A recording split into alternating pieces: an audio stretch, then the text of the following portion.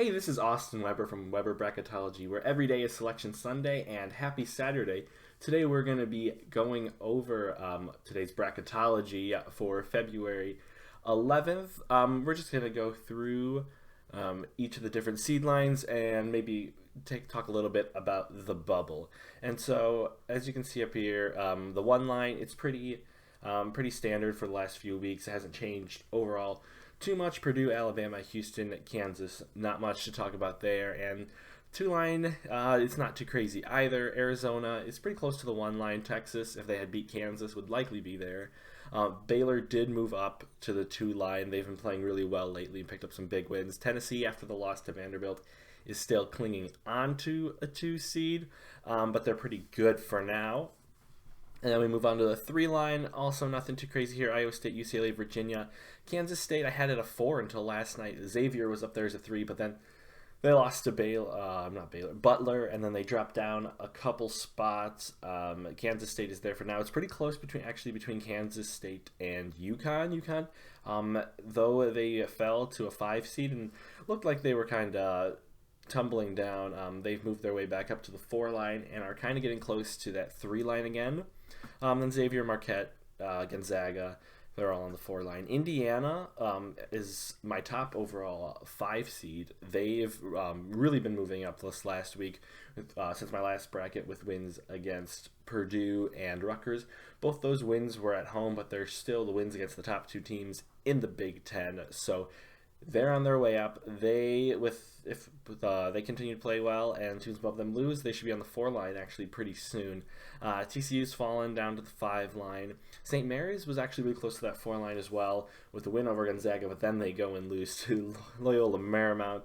So they're still stuck there on the 5 line with Miami. 6 line, Illinois and Rutgers. They were pretty close to the 5 line. Rutgers has fallen. San Diego State staying there. Iowa. They're a pretty interesting resume to look at with the losses to Eastern Illinois and Nebraska, but they've got a lot of big wins, and I think they're pretty deserving of being there on the 6 line. And then we go down to the 7. Creighton is a team that's moving up a lot. There was a time they were barely over 500 after that 6. Well, they were at 500 after that 6-game losing streak, but they slowly climbed their way back up, and they're on like a 7 or 8 game win streak at this point. So yeah, they're just moving up. If they keep on winning, they can get pretty high up. Duke has fallen down to a 7 seed. Maryland has gone up to a 7. West Virginia was a 10 in my last bracket.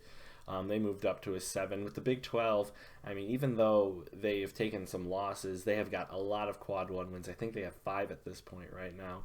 So they're pretty firmly in the tournament right now.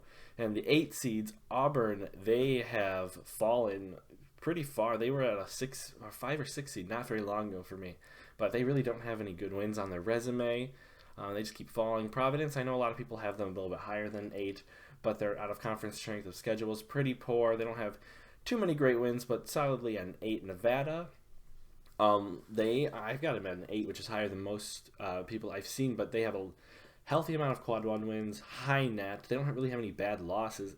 They're a really good team in the Mountain West, which is a really strong conference. So they can keep climbing if they keep on winning.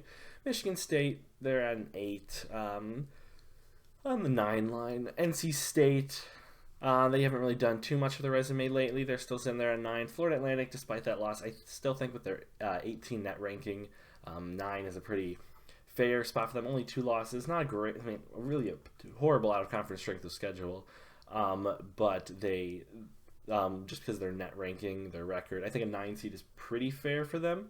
Missouri sitting there at a 9. Arkansas, big win over Kentucky because they did not have many good wins on their resume, so that moved them up to the 9 line. Now we're kind of getting into more bubble territory. I'm down to 10. Oklahoma State is a team that has really been moving up. They've been picking up wins in the Big 12, and they were my last team in a week ago, but now they're solidly on the 10 line. They're one of the last 4 in, but they're pretty solidly up there. USC had a chance to get higher, but they did lose to Oregon, I believe.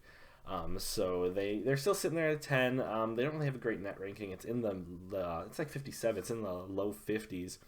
So they got to keep picking up wins that they should in the Pac-12. Pittsburgh, Northwestern are 2 teams that surprisingly have been winning a lot of games. So they're solidly in. They didn't do too much out of conference, but they've been winning in conference and winning when it matters. And now the 11 line, the last two teams in the tournament that get buys are North Carolina, who is they're dropping quickly. They're 1-8 against quad one opponents.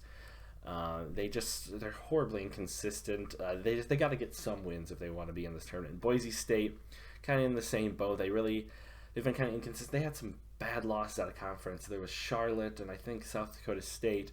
They have good chances in the Mountain West. The Mountain West is, last time I saw anything, they're the fifth rated conference, rated stronger than the Pac-12 and the ACC. So there's a chance for wins there.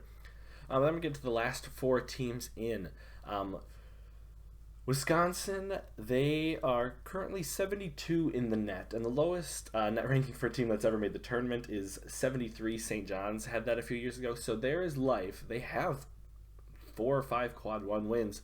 They just have a poor net ranking. I mean, they don't look good if you play them, but they have the wins. They don't have bad losses, so I think they should be in. Kentucky, on the other hand, just doesn't have wins, but they're clinging on there. It's the bubble, so. They got to separate themselves, but they haven't done anything to drop out yet.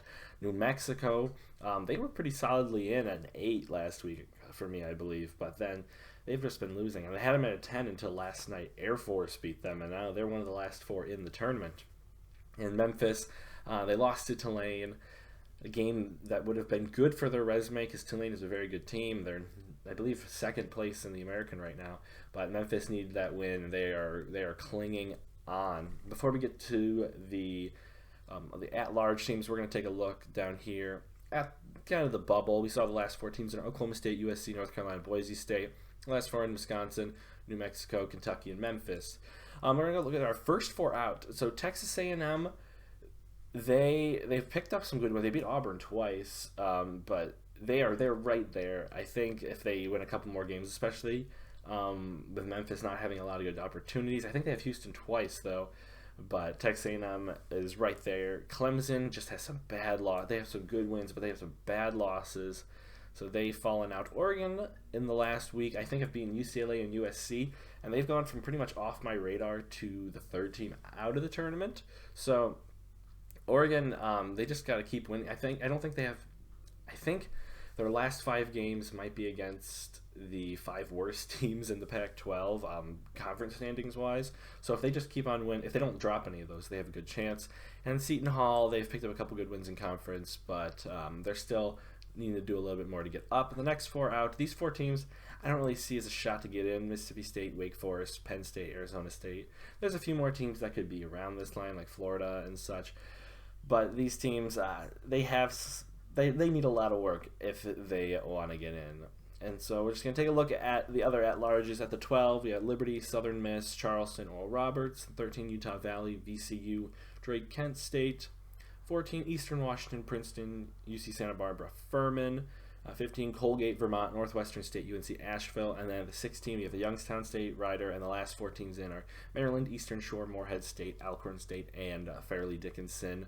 So there's quite a bit of movement. The movement is going to be a little slow for the next few weeks just because there's so much on teams' resumes. But this Saturday should be really exciting, and a game I'm really looking forward to is UConn-Creighton. I think that's going to be a big one. UConn wins. I think they can move up to the 3 line. Creighton wins.